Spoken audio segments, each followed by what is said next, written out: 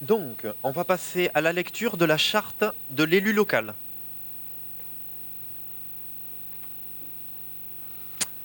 L'article L 1111-1-1 du Code général des collectivités territoriales consacre le principe de la libre administration des collectivités territoriales par des conseils élus. Ainsi, il précise des dispositions de bonne conduite des élus locaux à travers la charte de l'élu local.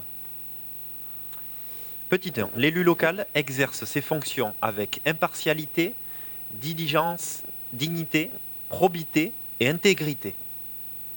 Petit 2. Dans l'exercice de son mandat, l'élu local poursuit le seul intérêt général, à l'exclusion de tout intérêt qui lui soit personnel, directement ou indirectement, ou de tout autre intérêt particulier. Petit 3. L'élu local veille à prévenir ou à faire cesser immédiatement tout conflit d'intérêts.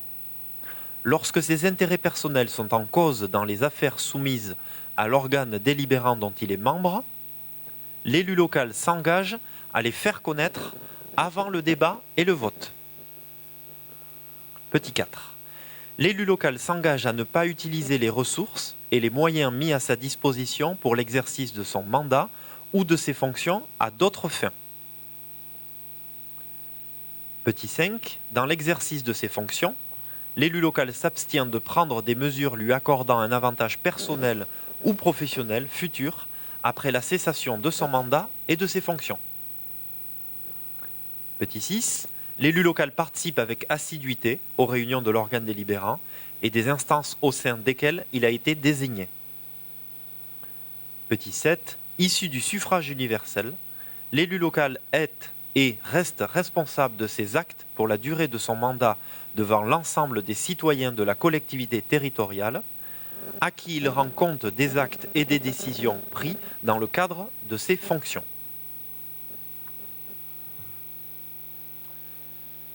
Voilà. Et pour terminer, donc, les attributions des délégations du conseil municipal au maire. Donc je vais vous lire les attributions en entier parce que c'est quelque chose d'important. Précisons que pour la période un peu particulière que nous vivons, ces délégations peuvent tout à fait évoluer. Hein. Les délégations au maire, c'est quelque chose qui peut être modifié dans le temps et s'ajuster.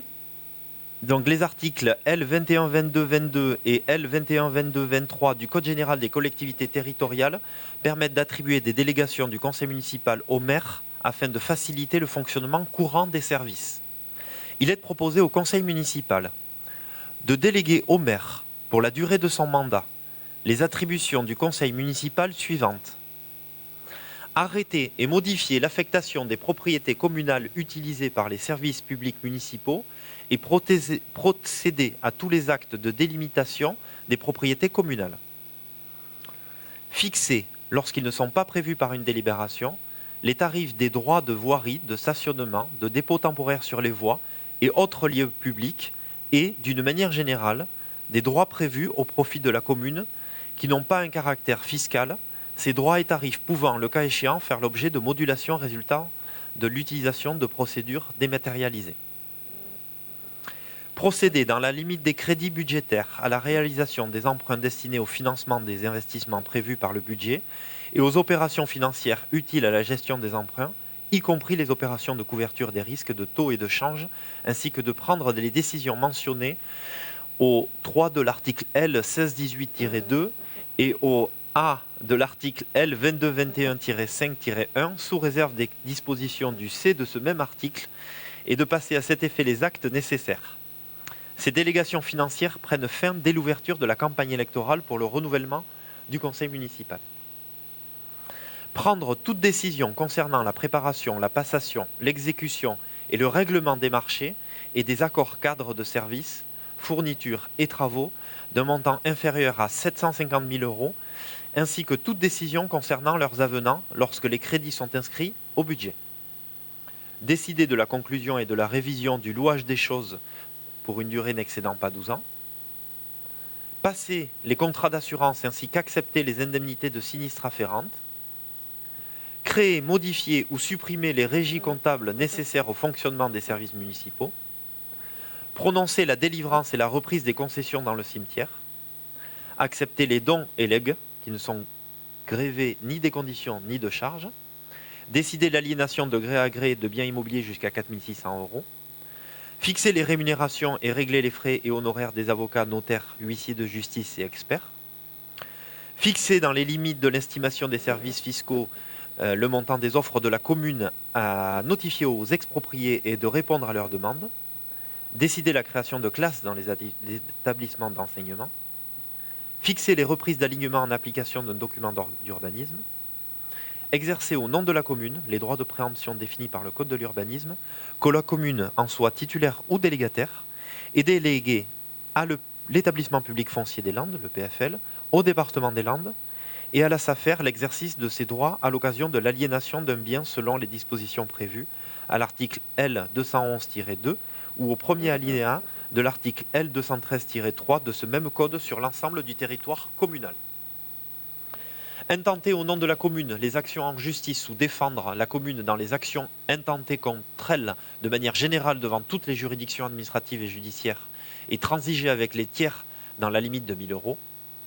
Régler toutes les conséquences dommageables des accidents dans lesquels sont impliqués les véhicules municipaux, à l'exception de ceux ayant entraîné une invalidité ou le décès d'un tiers.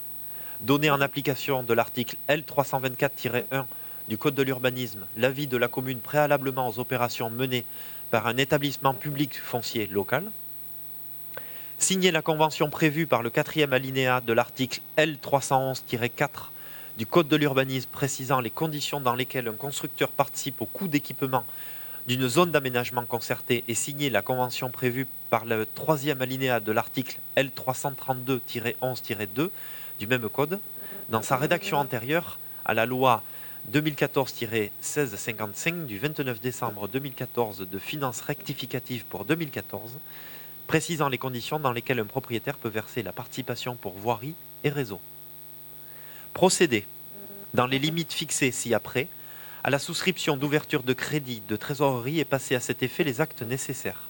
Ces ouvertures de crédit seront d'une durée maximale de 12 mois, dans la limite d'un montant annuel de 500 000 € à un taux effectif global compatible avec les dispositions légales et réglementaires applicables en cette matière et comporteront un ou plusieurs index parmi les index suivants, EONIA, T4M, Euribor ou taux fixe.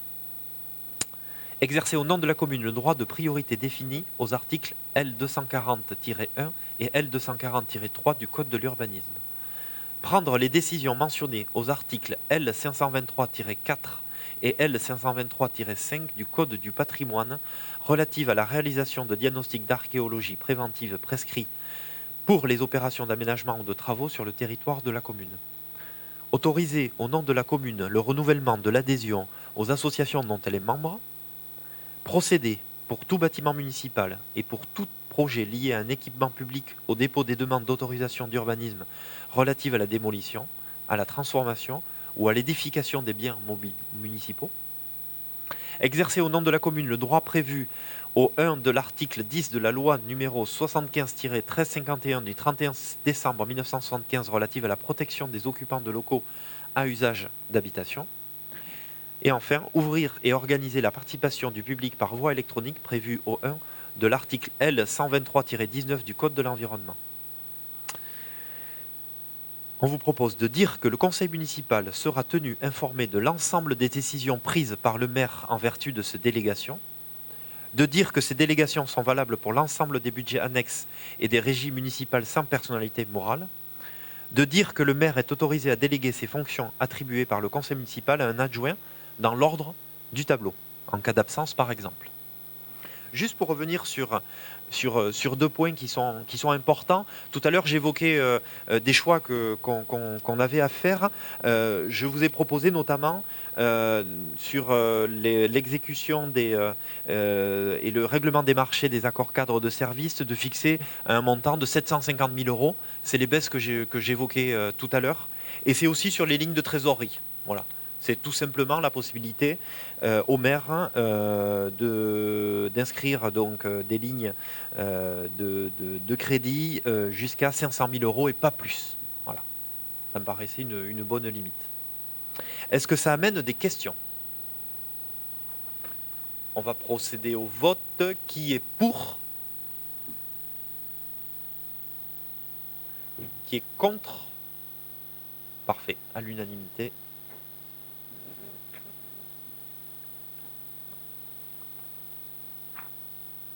Alors, on en a terminé avec l'ordre du jour. Il est d'usage de terminer ce premier conseil municipal par le pot de l'amitié. Malheureusement, en raison de la crise sanitaire et de l'interdiction des rassemblements supérieurs à 10 personnes, ce sera remis à plus tard, évidemment.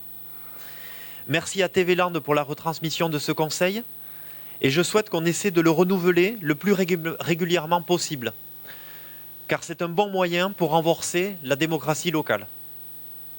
Un prochain conseil municipal aura lieu rapidement, notamment pour organiser le travail en commission municipale.